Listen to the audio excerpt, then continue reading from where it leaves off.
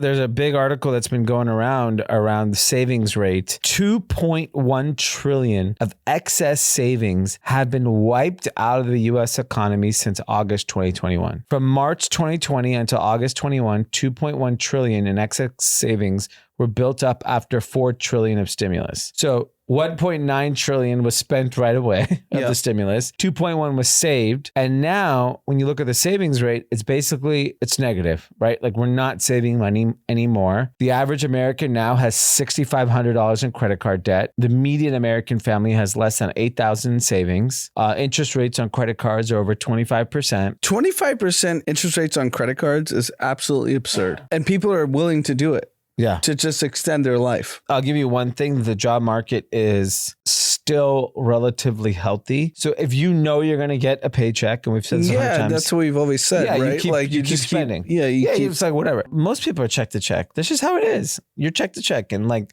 that's fine. Most people are check to check their whole life. And it's not the end of the world. But obviously, if you get laid off, you're fucked. Cash.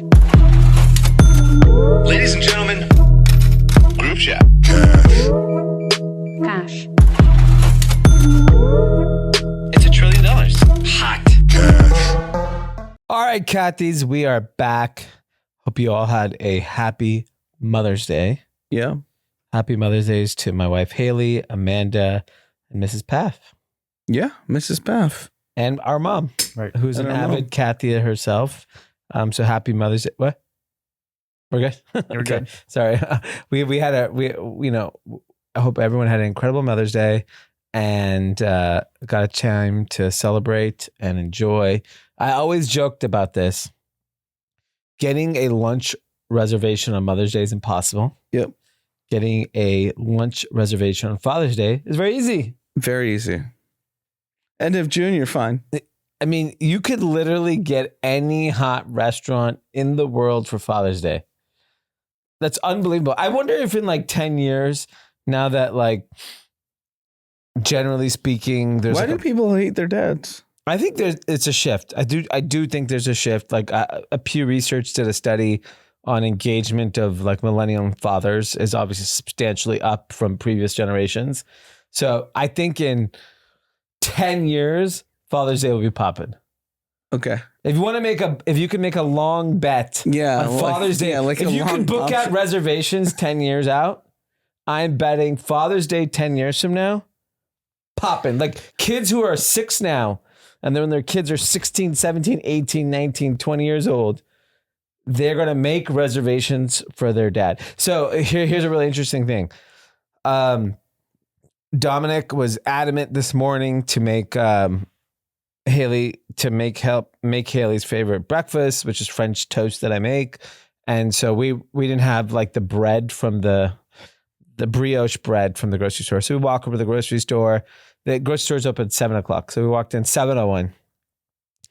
They had backed up the Brinks truck with flowers at the grocery store. I mean, I'm talking about 10 pallets of flour. So they were pretty confident they were going to sell all of it because flowers don't last a day or two. So that's how much demand there is for Mother's Day. Here's my issue. It's like, look, celebrate the mother of your children. Yeah. Why does it have to be on this one Sunday? Why not? It's a day. You pick a day. What about tomorrow? No. You can't get flowers tomorrow? No. Absolutely not. That's un-American. We celebrate today. Tomorrow, we go back to playoff basketball. Tomorrow, you're not allowed to celebrate the mom of your kids. I think it's in bad taste. You celebrate your mom today.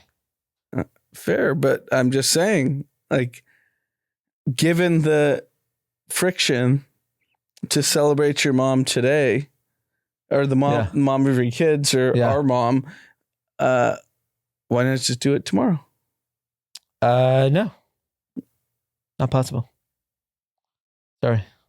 What's not possible? Is it because you didn't celebrate today? We celebrated. Okay, so then what are you defending these people who didn't celebrate? I just think the bad kids. You want to support bad children who didn't celebrate? Yeah, no, I mean, I just don't get it. Like It's a love, business. No, I love the concept it's a day of to it. memorialize your I love love for the the mom. concept of the, Mother's Day, right? Yeah. There's no question. I love it. But it should be like a 7-day span. No. 7? We're not celebrating anyone 7 days. That's my point. That's too many days. 6 days, 5 days. What's the number? 1. The number is 1. We have capacity as a society to celebrate people for 1 day. George Washington, 1 day. Martin Luther King, 1 day. Mom, 1 day. It's a pretty good company. Yeah. No, I mean, sure. It's a great Hallmark, Holiday. Yeah, it's a big holiday. I think what we should also have made a national holiday is the Tom Brady roast. oh, it's amazing. Did you actually finish it? I finished it. So I watched it at the worst possible times. So last Sunday night, flew to New York. Between the time I got on the plane and they took off, I watched 45 minutes of it. I landed at 6 a.m. I was so fucking tired. And I had a meeting in Brooklyn at 9 a.m. But I landed at 6. So I'm like, I'm in Newark Airport. I'm like, whatever, this is pretty comfortable. I'll just stay here and have coffee, breakfast, and then I'll just at 8 a.m. head to Brooklyn. So in that time, I watched the roast. Yeah, it's a 3-hour roast. Yeah, so it took I watched 45. Yeah, I watched 2 hours and 30 minutes. It was 3 hours and some odd minutes in the Newark Airport, crying, laughing. It was one of the funniest things I've ever watched in my life. You know what's interesting about that roast is that I traveled this week as well, and our very close friend's wife, who actually listens to the pod, we were flying home. She's a big Tom Brady gal. She was watching it. She's And? not a football fan. But you don't have to be a football fan to watch that. That was epic. And then another person that I know who's not a football fan, or a woman, was watching it and So it's saying the how number one she's show on amazing. Netflix. So Netflix, it was at the Forum. So people that don't know, the Forum in Los Angeles is where the Lakers used to play. Yeah. So this is 17505. Everyone knows it's 17505 because Chick Hearn, who's a commentator, always says 17505. Plus they had the floor. So maybe there's another 2,000 people on the floor. Talking 18, 19,000 people went to watch this guy get roasted. And it was live, though. Live. It wasn't edited. It was unbelievable content. Yeah. I think the winner of the roast, if I had to pick, my pick is Nikki Glaser. She was the blonde woman. She to me was by far.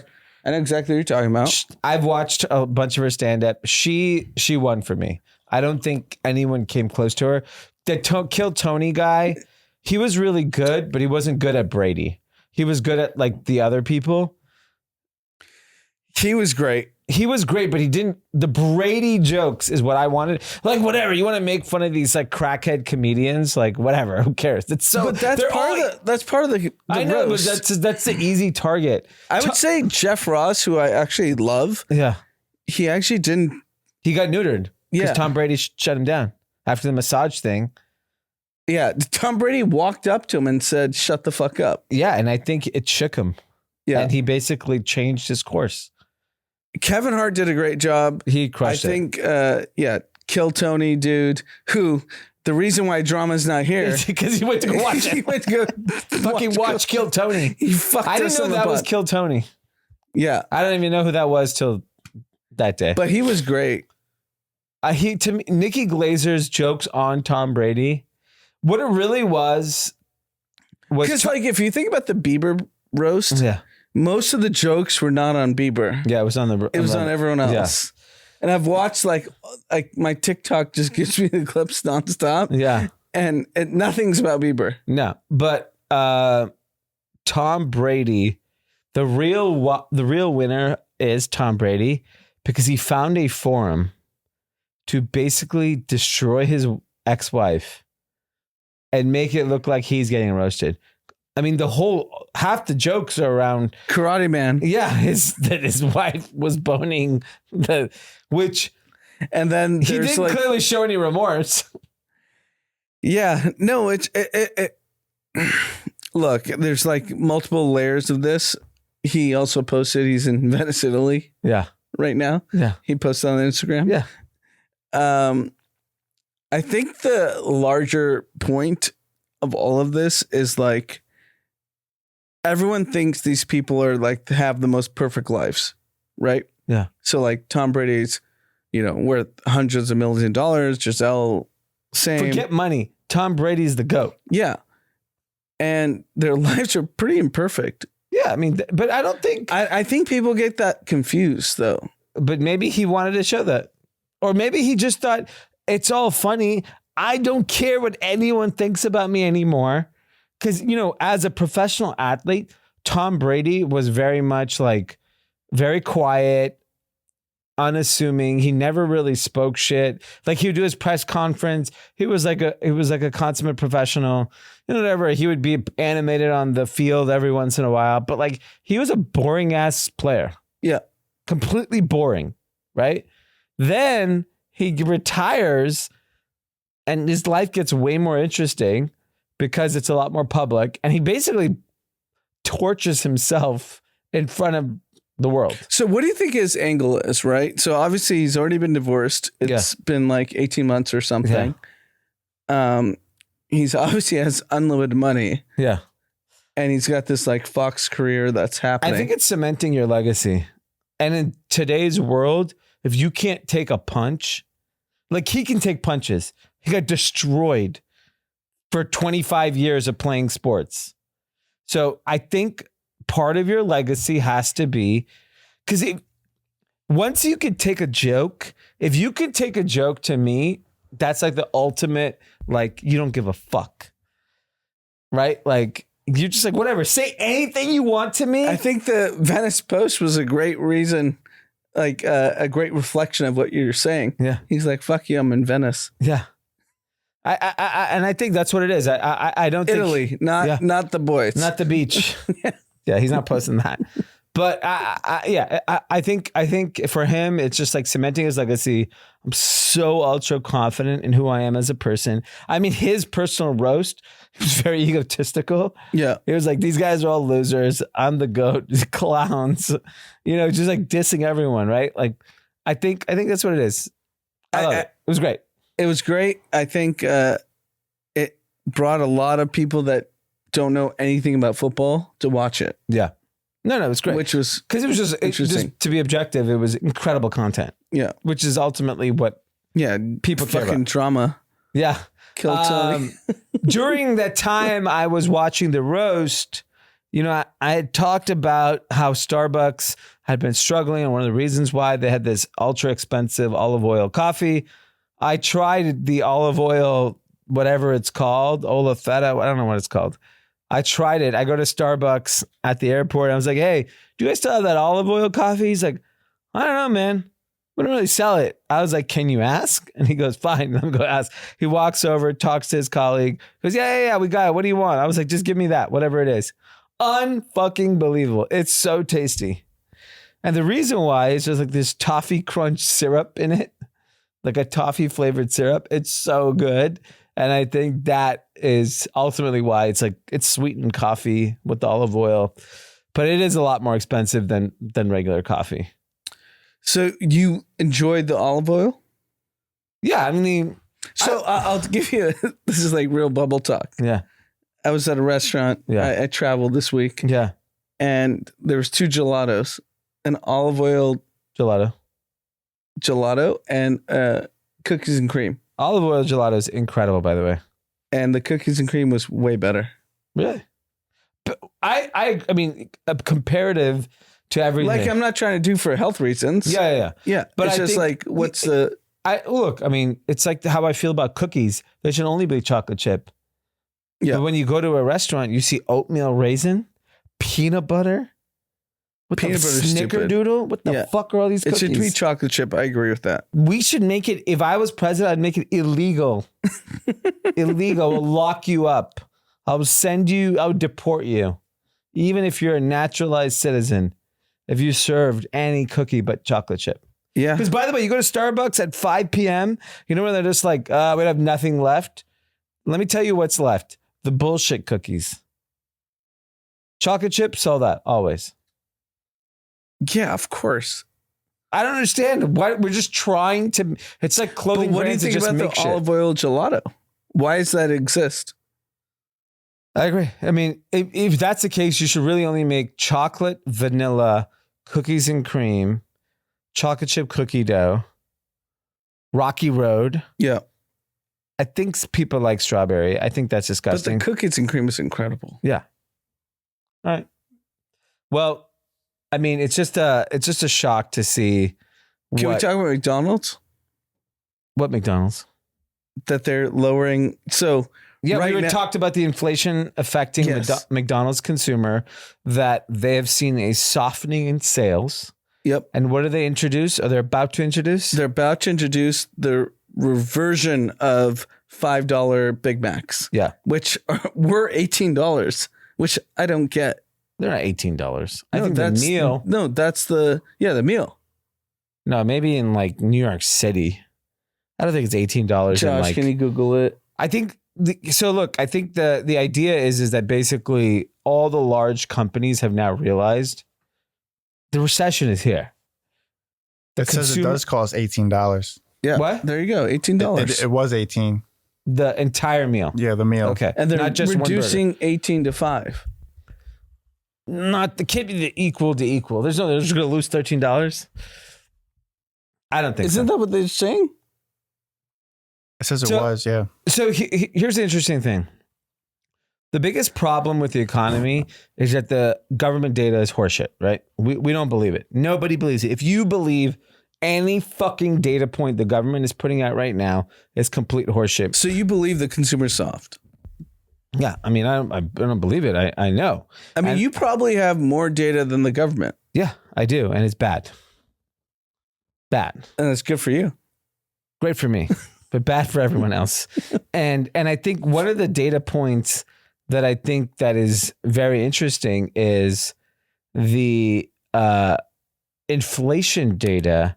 One of the biggest concerns was no one believes that, inflation data.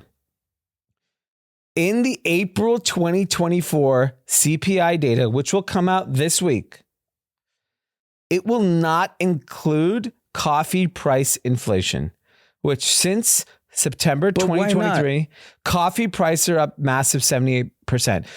This is like, wait, hold on. Yeah. Let's Yeah. backtrack. So coffee bean sourcing is not included in inflation for what reason? So it's basically what they're saying is discontinuing the publication of a specific average price series of which is the coffee. So there's like a semantics thing about this where like they're now saying that like on social media and the news is that coffee is being removed. CPI data is saying we are discontinuing the coverage of, so they're not saying we're not just removing it this time, we're removing it forever. That's what they're saying. So I think the problem is that you look at things like CPI and you can't believe it because they're going to frame the data however they want. I agree with that. I don't believe any of the data anymore. And so if you believe that, then you can't trust what the government is saying is on inflation. And when you hear McDonald's is the most important. I agree. Fucking Walmart No, I and agree. McDonald's is the consumer. Do you deal with Walmart? We may. Okay, may or not, you don't need to disclose. But my point is, that's the consumer. Yeah, and That's America. And I think the reality is things like food, the food inflation, the three things that I think are causing inflation the worst, this is my opinion, just based on data I've seen, is that the food inflation is out of control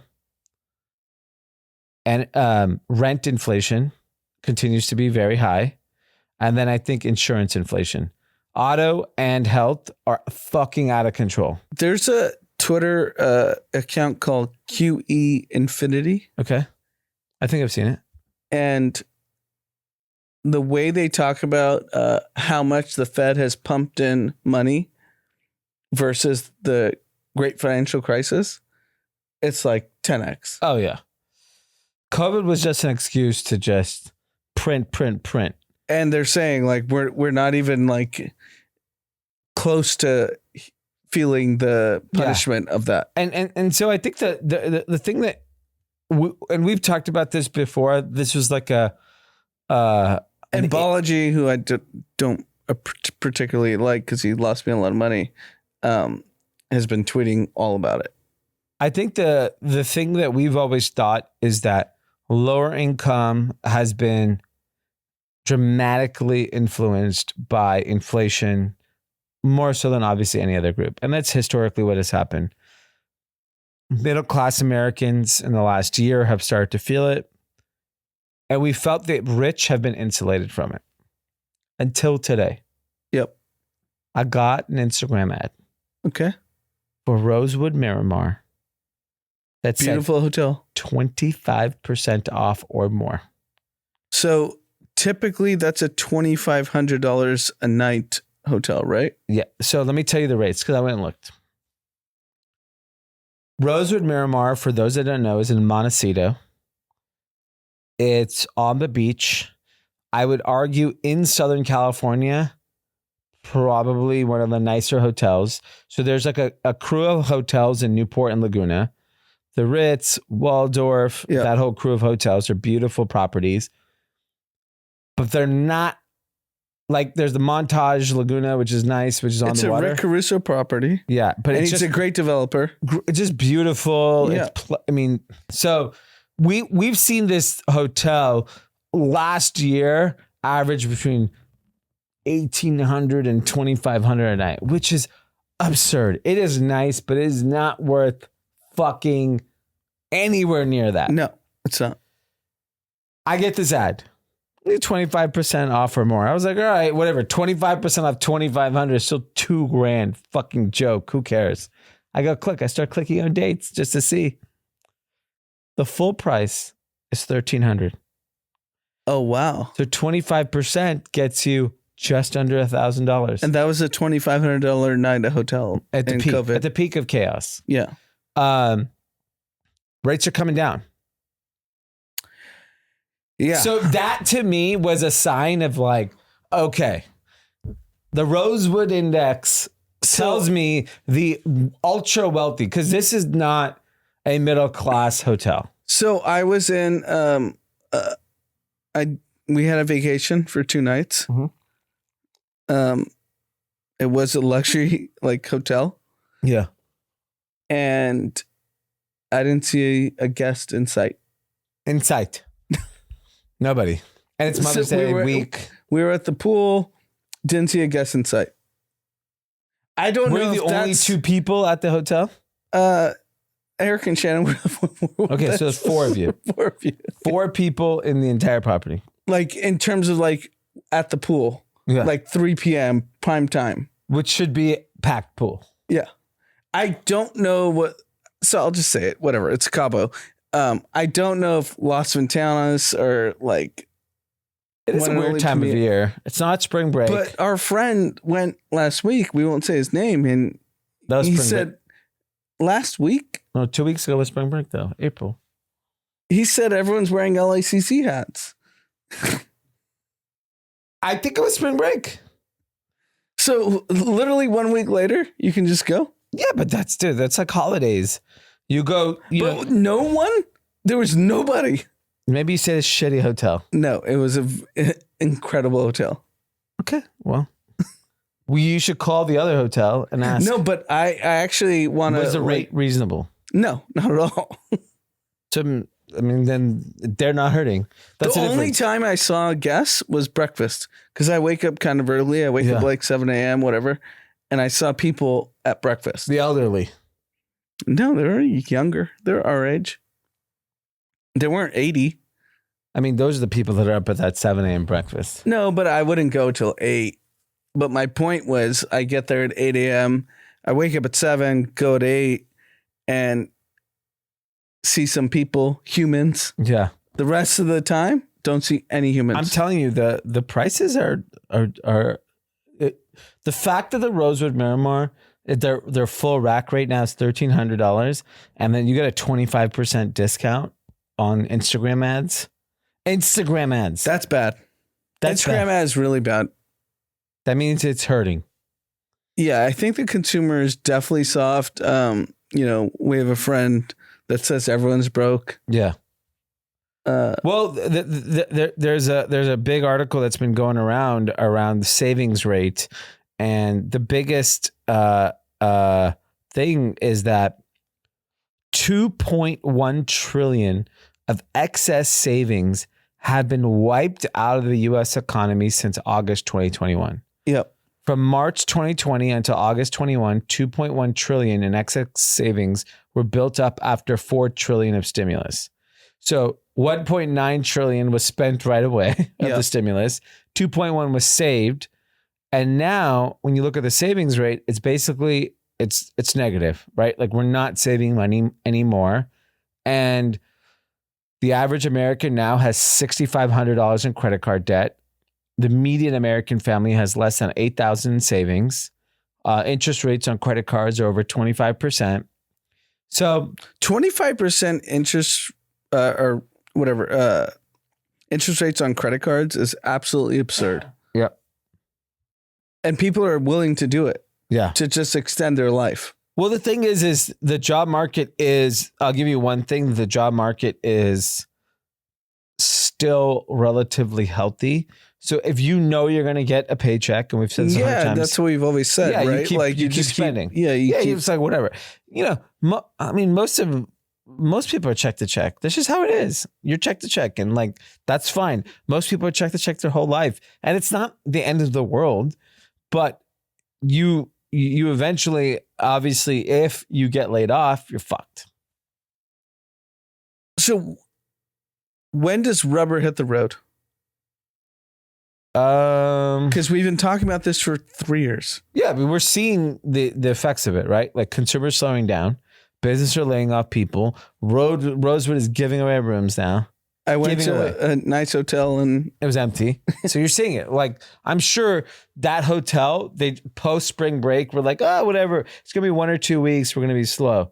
By August, they're gonna be giving away rooms. They're fucked. But do you think like the one and only Palmeiras slammed this week? Look, I mean, maybe, I don't know. Like if you said, okay, give me the top 10 hotels in the world, they'll probably survive fine. If you go to top 100, you probably see a little softness. You go to top 1,000, they're fucked. Top 1,000, I agree, but top 10, I don't. Yeah, top 10, I don't think it gets affected. Like if you could just book a room at the Amman Giri in Utah, and it's like you can't book that. But that's gonna be it. Let's see. We should go look. We should go do a. Because we actually went there. Amman Giri. If that's available for 2 weeks from now, then the country's a donut. That's a great donut. We're fucked because there's not even that many rooms.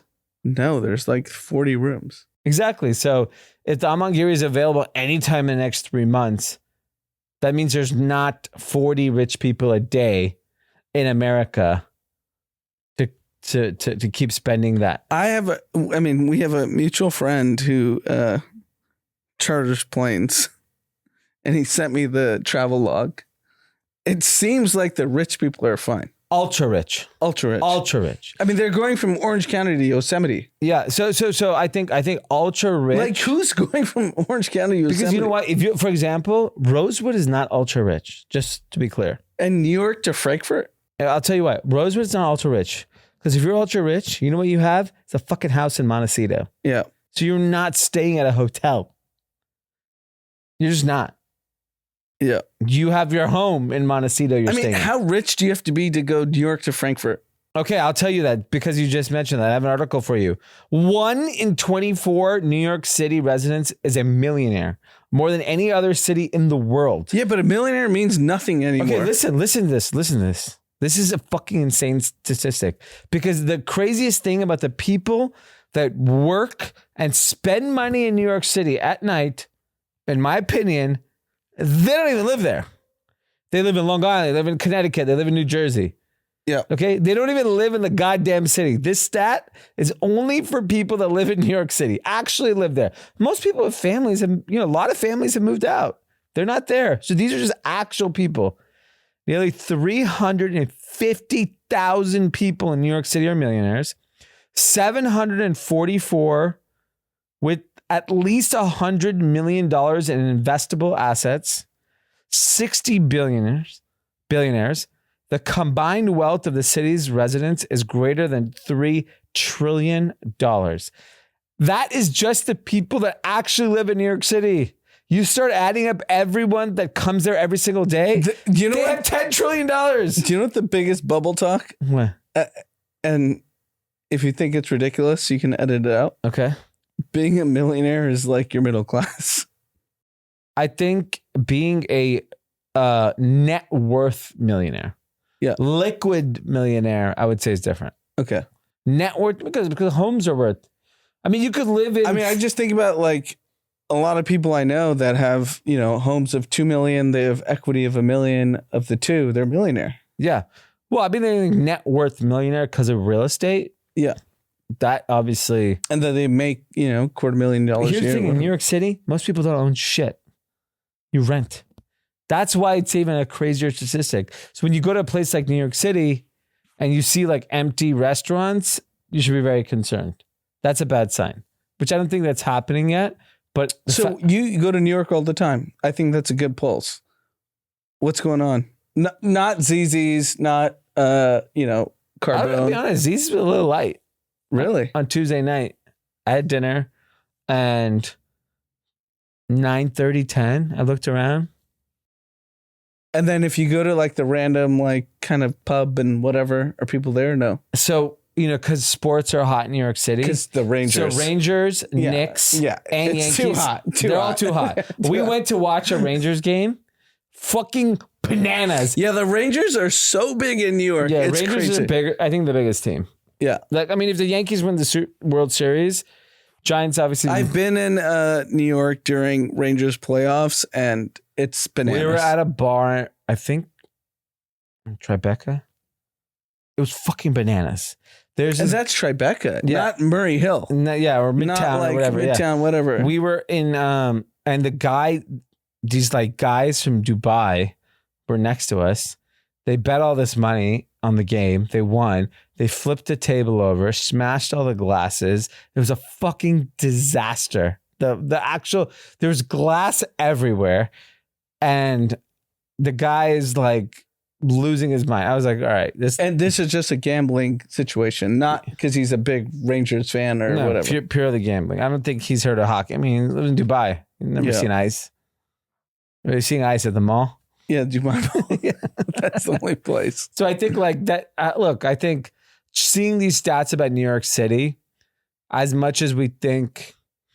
But you think it's softer because you go more than anyone I know. Yeah. Right? So you're there feels softer every other week and you've been there for last 3 years like that. Yeah.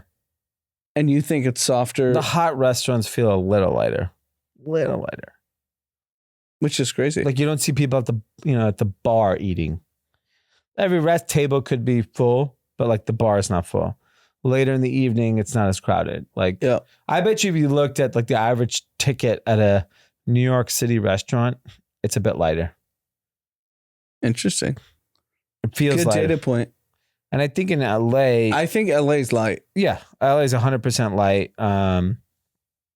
If I would objectively think about it, Miami is probably the only place that's way up from a few years ago because of the influx of just money that's moved there. But it's probably reduced from 21, 22. There's a lot of fraud in South Florida. Yeah. Medicare, crypto, a lot of fraud. Medicare, number one place of Medicare fraud. You know how big Medicare fraud is? I don't actually. Florida was built on Medicare fraud. Got it. It's cocaine and Medicare fraud. Yeah, no, I believe it. If you want, you should literally Google Medicare fraud. It's just people from Florida. Yeah, no, I believe you. Not debating it. I just think that things seem a little slower. So there was another thing that basically went like kind of viral on social media around mortgages being underwater, and the headline is 1 in 37 homes are now worth much less than their remaining mortgage balance. And so they made it sound like that's a really, really bad number. So I started looking it up. Before the pandemic, it was 1 in 15, which is 6.6%. This is less than 3%. So we're nowhere near a residential mortgage crisis. Yeah. But unfortunately, the narrative that's public is that the market is horrible. And then most of the biggest markets that are struggling are Louisiana leads the nation, where 1 in 9 is underwater. Kentucky is 8.5%. So it's like not the big markets. As far as residential markets concerned, California, Texas, Florida, those are the big markets. And so they're just nowhere near that statistic. So you think the major markets are fine? I think we know where they're fine. You can't get anything. If you wanted to go buy a house today, you're not getting a deal. You're not getting a deal, but I don't know how available they are. Exactly. It's because they don't need to, right? No, well, they can't. So if you sell a house. If you can pay your mortgage, you ain't going to sell your house. If you don't get the price you want. What? If you don't get the price you want. The problem is let's say even if you're tight on your mortgage, the idea that you could sell your home and live somewhere else is not possible. We know a lot of people in this city, and only one person's buying a home. He listens to pot. It's not possible. It's really tough. That's my point, is that no one needs to sell their home. You got this once in a lifetime mortgage. Those interest rates are never happening in our lifetime again. Probably 15 years. I'm going to say 0. You don't think so? I think 0% chance if you do not lock. You don't think you get a 2 to 3% mortgage rate? No. Because right now historical it's 8, average right? Right now it's 8, right? It's 7 is SOFR plus whatever. And then historically 7 to 8% mortgage rates has been possible. You may get down to 4. I just don't think 2. People got 2.5%. Yeah, no. That ain't happening again. That's not happening. Maybe 3.5. Maybe if Trump gets elected. You can't inflate. I mean, even if they cut, what are they going to cut? A point? 2 points? That ain't 3. I really struggle with the conflict of consumers are clearly soft, right? Yeah. If McDonald's customers are soft, they want $5, Big Macs. Rosewood's giving out 25% coupon codes. That's the rich people. Yeah. Rosewood's not the ultra rich. Just keep in mind that. I know that. That's fake rich. It's upper middle class. Upper middle class. Fake rich. Yeah. It's not the richest of the rich. The richest rich, they're fine. They have a home. I've seen a private jet log. They're fine. Yeah, they're fine. And those, New York, they're going to Frankfurt whenever they want. Yeah, New York to Frankfurt. They're good. Whatever, Germany. No, but my point is, if we see all this data, what are we actually assessing? Your boy Sleepy. Sleepy doesn't believe the data. No, forget Sleepy. What about the Fed? The data is clear. No, but you have to understand. You know more retailers than Sleepy does. Okay. You know why? I'll tell you why the Fed's hands are tied. The Fed knows we're fucked. Yeah. They want to lower interest rates.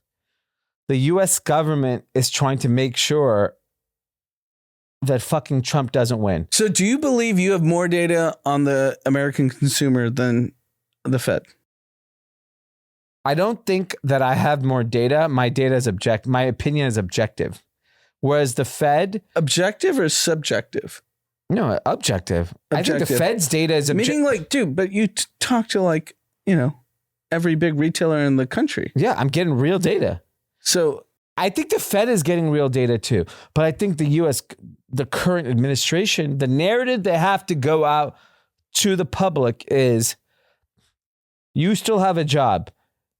You got your wage increased. You're doing fine. But we know this because if you famously remember when Bill Clinton ran, the only thing that mattered, he realized he had a sign in his campaign headquarters, it's the economy, stupid. Yeah. That was a famous thing he did when he ran for president. Instead of accepting that in the Biden administration, what they've decided to do is just tell you that everything is fine. The jobs are good. Inflation is coming down. Don't worry about it. But because of social media, we know that's not real. So I guess the larger question I have for you, because you talk to, large retailers that deal with, normal consumers, it's soft. It's right? soft. 100% it's soft. It's not what people thought it was going to be. It's not falling off the cliff. Why do you think it's soft? I mean, so like the retailer does not know why it's soft. I'll tell you that. They don't think it's soft because of their merchandising assortment. They think it's soft because consumers don't have money. That's just it. And I think they don't have money because of inflation. I think they don't have money because they went YOLO for 2 years. Yeah. Everyone went to the Miramar and said, fuck it. We may not make it. I went to Miramar in 21. Yeah, you're part of the problem. So now people are like, fuck this. I have the money. You know what the problem of all, like, if you want to put a dynamic around it, is like that 70 trillion is coming. Yeah. You know where I think a lot of that 70 trillion is going? And I see it with my own personal life. Every time. And, we joked about like the grandparents, taking their kids to Disneyland. Like, obviously, we didn't get to do that, but we had to pay. And a close friend of ours was like, yeah, our grandparents paid us Disneyland, hotel, everything. I'm telling you, why do you think I say these things? Because I know facts. I know reality. I'll give you an example. Every time my in-laws go to Costco and my mom goes to Costco, I get shit. Why isn't our mom buying you don't shit? ask. I ask. We went, like, for example, we liked the macadamia nuts at Costco. They brought 5 bags. I can't imagine how much 5 bags of macadamia nuts are at Costco. 5 bags of macadamia nuts is probably $100. Over. I think it's over 100. Yeah. They're huge bags. Yeah, it's $20 easy. $200 probably of macadamia nuts.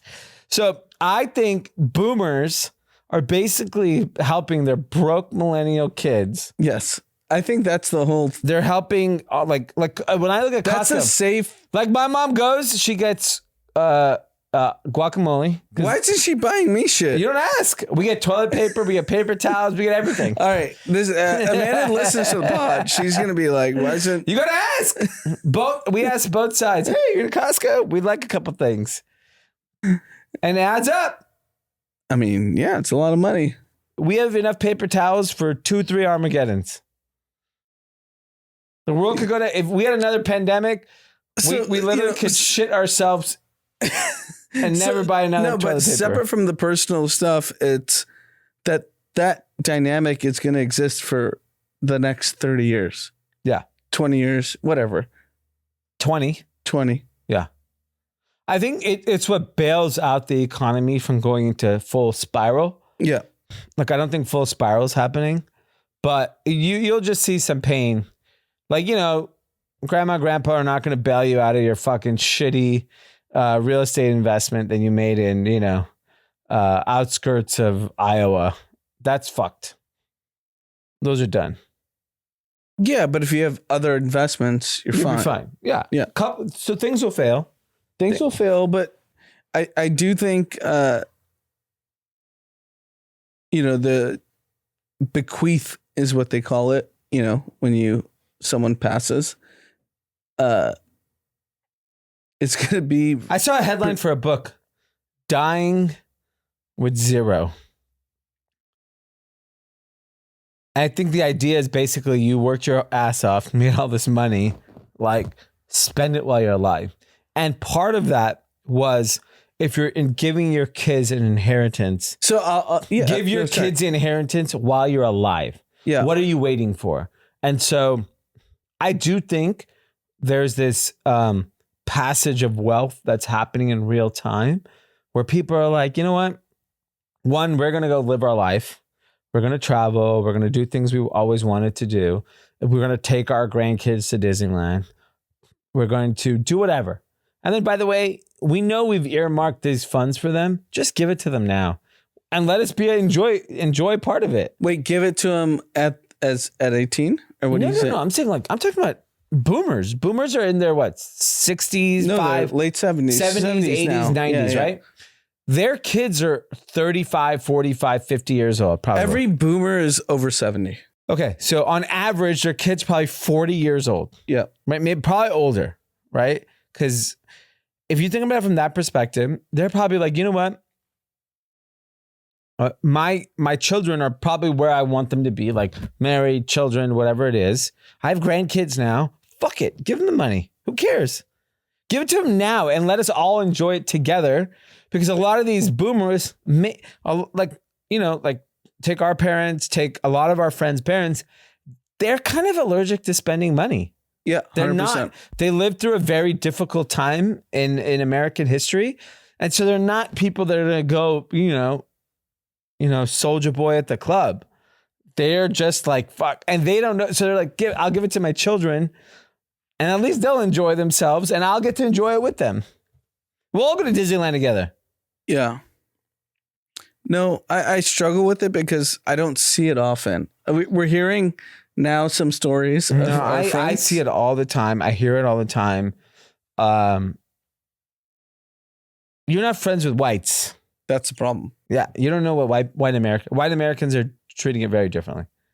They're just giving money away. They're just like, whatever. We did it. We survived.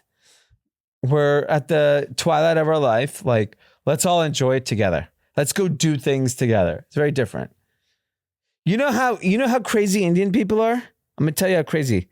There is a guy, I think he's a doctor in India. Not in India, sorry. In LA.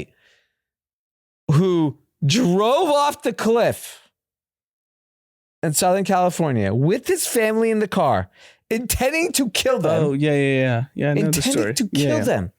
Okay? They all survive. Shout out to Tesla. Somehow. Obviously, this should be in jail, this gentleman. The wife, the family testifying. We're good. Ride or die. That is what your experience with Indians. Do you people like, yeah, we're going to kill ourselves. And they're going to just... Wait, that guy didn't go to jail? I know the story. They're trying to, the state or city or whatever is trying to prosecute him. The wife is coming out and saying... He's not in jail currently. Oh, I don't know that. It was in our chat today. But I know the story. That he tried to drive... Devil's Side of California. Yeah. January 2nd, 2023, between PCH and Half Moon Bay, siblings and his wife's parents sat in the gallery for closing arguments to show their support, even despite the terrifying accident. Wife's parents are defending this fucking guy. You think Indians are going to go spend money? So you're saying because this guy drove his family off a cliff and he's been in jail for the last 16 months. The Indians are just like, hey, we're not going to, give you money. Yes. I think this guy is the epitome of Indian families. If we have to spend money, we'll spend it on the defense of our son-in-law who tried to kill our entire fucking legacy. Yeah. So that's your point, and you think white people are just don't give a fuck? No, white people are, I think, very different. White people are like, we should all enjoy the fruits of our labor. Go to Disneyland. Yes, because by the way, you know what little kids like? Going to Disneyland, not driving off a cliff. Okay? If you asked 100 kids in America, they go, do you want to drive off a cliff or do you want to go to Disneyland? They're going to say go to Disneyland. I fell off the couch. Sorry. I would rather go to Disneyland as an adult than drive off a cliff. Is there any age you would rather go to Disneyland than drive off a cliff? No age. Okay. That is what we're dealing with. Indians are psychopaths. They're defending this guy? So you think their parents are just like, hey, we would have loved for you to go to Disneyland, or I think if this guy's family had just taken their whole family to Disneyland, we'd be in a very different place. Yeah, a little Frozen. This is their argument. Patel was feeling like the world was caving in because of Russia's war in Ukraine, the fentanyl crisis, child sex trafficking. His wife told investigators that he sent her news articles about those topics and he struggled to sleep at night. What? Yeah, he's a loser. That's everybody. Yeah. God damn it. Everyone's stressed. No one has an easy life. I'd be driving off every other day if that was the case. The fuck out of here. I'd rather go to Disneyland. Exactly. I'm sure his kids would too. This is insane. And he's going to be free or no? So this is the quote from I don't know who this is in the case. Maybe the attorney. Mr. Patel is a good man, a good husband, a good father. He's beloved by his community. He has zero criminal history. The crash was 100% a mental health episode. He has been receiving treatment for 16 months. Every case has a risk factor. Mental health in prison or outside of prison? No, in prison. He's been getting mental health case. What does that even mean? I think he's walking. You think he's in Martha Stewart prison? No, I don't think that, but I think he gets a little time. 16 months is what he's been served. The court resumes June 20th. Can we talk about Sam Altman on All In? Did you listen? I did not. I didn't listen. Okay, so I'm like 40 minutes in, so it's not like the full. So I don't want to be like too judgmental. But I listened to the first few minutes of the Sheryl Sandberg episode. It was too heavy. I couldn't listen to it. Yeah, everyone was crying. Really? Yeah, I could hear like it was yeah. They No, were talking about this guy died. Yeah, her husband died. Like, yeah, too much for me. Yeah, no, I get it. Yeah. The Sam Altman pod on All In, I really had a big bone to pick because I was like, Elon's your boy. Okay. Right? Are they friends? No, Jason. Okay. Sachs, Chamath, Elon's their boy, right? Sam came on and look, I'm 40 minutes in, so I'm not the whole way in. So I can't speak to the last half of the episode. He didn't say anything and they didn't push back on anything. Yeah, and I think that's fine. And they've talked about it on their own podcast. So like, this isn't like me being like, what is Sam Altman saying about Elon? He's not saying anything. They didn't ask him. And they've said on the podcast how Elon is pissed at Sam and for what? Turned it from a nonprofit to a for-profit. Oh yeah. Oh yeah. I forgot. Elon was the first investor in. Yeah. And it's been on their own podcast. Yeah. And they're like, hey, it went from, not profit to, or whatever.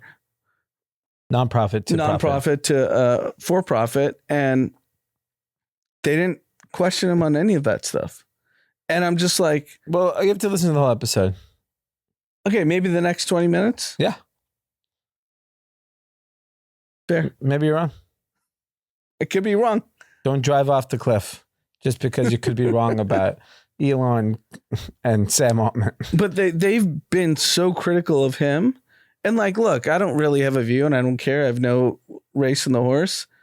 But they were very critical of OpenAI. Who was? The All-In guys. Really? Yeah. I thought they're big AI guys. I mean, they're big AI guys, but they were very critical of OpenAI. And they went from basically saying this guy, and I wish I listened to the whole thing. God damn it.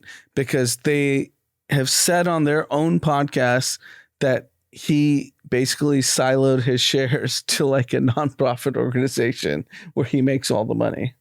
And he just takes a fat salary. Yeah. Yeah. I believe that. I don't care, but don't get it. They started their podcast as we've been doing this for 6 years. We don't care about anyone. We just talk our shit. And they presented themselves 7 years. They presented themselves as someone like, oh, we're going to have these honest conversations. I was like, this was the most dishonest conversation I've ever seen. Well, you have to listen to the last 20 minutes. Maybe. I don't think it'll change. I haven't listened to it, so I don't know. But it was just like a jerk off session with Sam Altman. Yeah, I mean, I get it. A lot of people want to jerk Sam Altman off, and he likes to get jerked off from what I've heard. Yeah. But my point is they became mainstream media. Like they started like they were like this, abstract media. Here's the reality. Sam Altman, he's like he's Kanye West. He's top 5 people in tech. I know, forget tech, but like, remember when Kanye calls Dropout Kanye? Yeah. That's Sam Altman right now, right? Like, he can do no wrong. Society, technology, investors, people in that ecosystem. Like, the average person, I don't think knows who he is. We're going to do the Thanksgiving test again this year, but like, he's such a big figure because of what revolution he has created. And I think I get it. I get why they did it though. I don't know if Sam Altman. Why do you think they did it? It was a terrible interview. If Sam literally like I'm 40 minutes in. Sorry. Yeah. So because it's good for ratings. Obviously, he's huge. He's super famous. But they're not. They claim they're not doing this for money or business. No, I get it, but it's just still like if Sam Altman was here. Almond or Altman? Almond, yeah. I would call him Sam Altman. I don't know. I just didn't enjoy the interview at all. I thought it was so stupid. It was like, I don't think he's a good interviewer. I've watched his interviews. I think he's horrible. I know he's a genius. I know he's building great things. Maybe he's not a genius. Why does everyone have to be a genius? Just because you make money? It's true. But I don't know why they were all kowtowing to him. I don't know what that means. Kissing their ass is the. What does that do with a cow? I was at a farm today, so I saw a lot of cows. That's what. Was I kowtowing today? You were kowtowing. Towing or towing? Towing. How do you spell that? TOW. That's towing. Towing. What does towing mean? I've never even heard that word. Kowtowing is basically like kissing up to someone. But what does it do with a cow? I don't know. Okay. So you just say it. We get ChatGPT. Ask Sam Altman. Sam Altman. What does kowtowing mean? All right. But yeah, my point is I just thought it was such a disingenuous interview, and they have such a massive platform, and they start it with a great purpose, which is having honest conversations about great topics and great things. That's why they shouldn't have a guest, because in front of a guest, it's impossible. It is impossible. Yeah.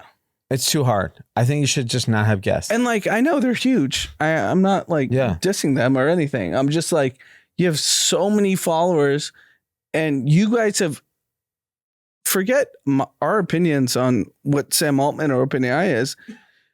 You guys have critically like broken down OpenAI on multiple podcasts. And then you have the guy here. But he may have said, I'll come on, but you can't do this. Yeah. And they made that choice. So they're mainstream media. They're not what they came out to be. That's my point. Yeah. I mean, if I had someone dope like that, I would do that. What do you mean? Like, give me a hot guess. If you got LeBron on, yeah, I'm like, yo, you can't talk about your girlfriends. Okay, fine. I won't do it. I would happily do it. I'll shut the fuck up. No, but their whole point is tech. No, I'm just saying, like, you give me the opportunity to talk to some powerful people, I'm going to shut up and dribble. I agree, but then the ethos of their podcast is not there. Yeah. Okay. That's all I'm saying. All right. I want to end on a very interesting note. So there's a popular graph going around the wine industry, and shocking. So the peak of COVID, there was over 400 million cases of wine sold annually, which is just Staggering amount. Then, basically, post-COVID, wine has fallen off a cliff. I think we know why wine is toast. Why? Seltzers. Oh, okay. Yeah. I think White Claw. Yeah. I mean, when I think We're about a it White like Claw this, family. if you come home at night and let's say you don't want to drink hard liquor, so a lot of it's people tough. don't. Yeah. A lot of people want to drink a wine or whatever. Even for me, the thought of opening a bottle of wine I agree. is so much work that I would never do it. Yeah. I've opened, I'm not even joking, in our house in the last 12 months, 2 to 3 bottles of wine. That's it. The whole year. Yeah. In 12 months. Why would anyone do that when what you're looking for is like a light buzz? Yes. No one's opening up when you come home from work something nice. You're just opening up some bullshit ass fucking wine. You get a Claw, you get a Truly, you get one of these things. I think the seltzer industry has basically, I don't know, fuck the wine industry, and basically it's down as bad as 2008. That's how bad the wine industry is down right now. But is that also a larger reflection of the consumer? I don't know. I have to see other spirits data. Like I have to see beer, seltzer. But if I were to be objective, wine is downtrending. So we have obviously one of our best friends he's convinced everyone's broke. Yeah. So then you should drink a seltzer if you're broke. It's cheaper. No, but my point is like they can't. You're getting a buzz, right? Poor, rich, you're getting a buzz. You come home, you're either doing drugs. So you could either argue that weed and other drugs are more popular, or, I mean, you know what? The other interesting thing I just thought about. You know what? You drink way less alcohol on Ozempic. It's very hard to drink on Ozempic. You feel like complete shit, so you stop drinking alcohol. I was in, I'll just say it now because I didn't say it before. Yeah. But in Mexico, Ozempic's everywhere. Like, oh yeah, when you go to the pharmacies. Yeah. Pie cheap? I'm sure much cheaper than it is here. If you don't get, Is if you're Ozempic not covered by insurance. I don't know. Yeah, if you're diabetic. But if you're not diabetic. Half the country's diabetic. No, but like. What do you mean no? Yes, they are. No, I know they are, but I'm saying. If you are like 75 pounds overweight. Yeah, but not 75.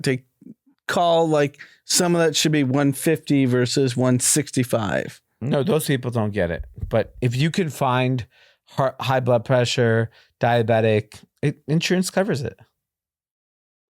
If I was Joe Biden has no shot to win this election. He has 0% shot.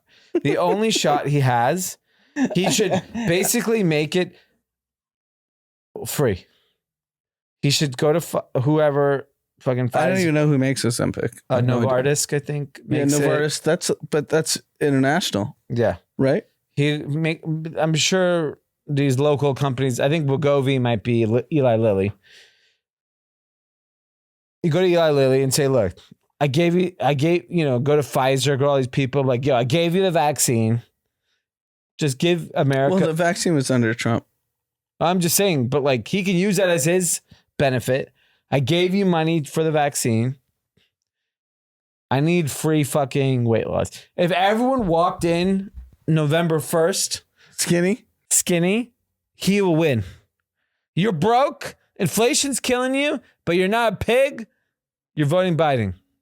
That would be my campaign. So you travel a ton. Yeah. Do you see people skinnier? I mean, I'm in New York. Everyone looks skinny. But like the airport. Not like... Yeah, I mean, you're the airport, the Dunkin' Donuts line is longer than ever. It was like 200 people. Just pigs. Yeah, because I don't travel much, so I'm just curious if the airport is America. Yeah. And it's like, what do you see there? I see people that could use some bigger Ozempic. people, right? Yeah. People that need it. Yeah. But I could be seeing skinnier people. I might be wrong. Can you do a kind of a dialogue? Like, just take notes? I'm not that friendly. No, you don't have to be friendly. I'm saying put notes in like, hey, I saw 6 people 75 pounds overweight in 3 months. I see 6 people. It's like a fucking school project. 30 pounds. Let me tell you, they're big. All right, Kathy's. Let's get into the week. The big news of the week will be the CPI data. Let's see what kind of shenanigans our federal government plays. Fake data. What do you think? Do you think the fake data is good for Biden or bad for Biden? I think the fake data, it'll just meet expectations. Whatever the number is, it'll just meet it. But like, if you miss a 0.1, you're fucked. Yeah, but I don't think it'll be. I think they're gonna. I think it's so bad that they'll just do 0.1. I think it's way worse. So you think they're doing 0.1 over? Yeah. Okay. All right, we have a shout out from Rob. Want to send a big shout out for today's pod. Want to wish a happy first Mother's Day to my wife, Kieran. Our son, Aiden, is so lucky to have the most amazing mom, and we cannot wait to celebrate you all this weekend. Also, Kieran is a new Kathy and absolutely loves it when Murthy brothers bicker. Well, that's easy to deliver weekly. Easy. All right, everyone. Have a wonderful week and stay safe out there. We'll see you Wednesday.